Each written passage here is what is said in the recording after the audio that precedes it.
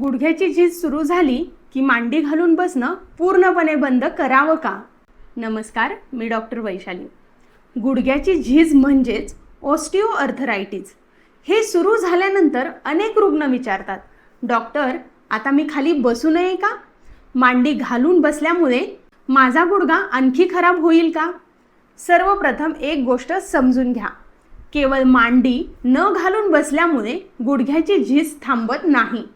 गुडघ्याची झीज ही वय, वाढलेलं वजन, जुनी दुखापत, स्नायूची कमजोरी, सांध्यावरील अतिरिक्त ताण आणि इतर अनेक कारणांशी संबंधित असू शकते.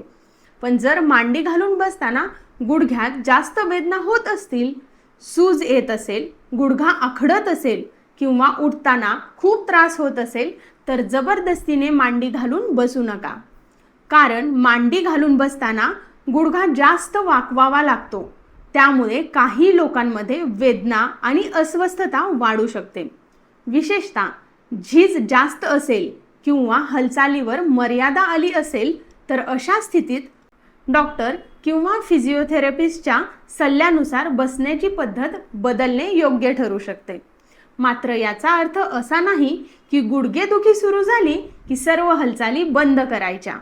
उलट योग्य प्रमाणात हालचाल, मांडीच्या पुढच्या स्नायूचा म्हणजेच क्वाड्रिसेप्स मसल्सना मजबूत करणारे व्यायाम, वजन नियंत्रणात ठेवणे आणि डॉक्टरांच्या सल्ल्यानुसार उपचार घेणे या गोष्टी खूप महत्त्वाच्या आहेत.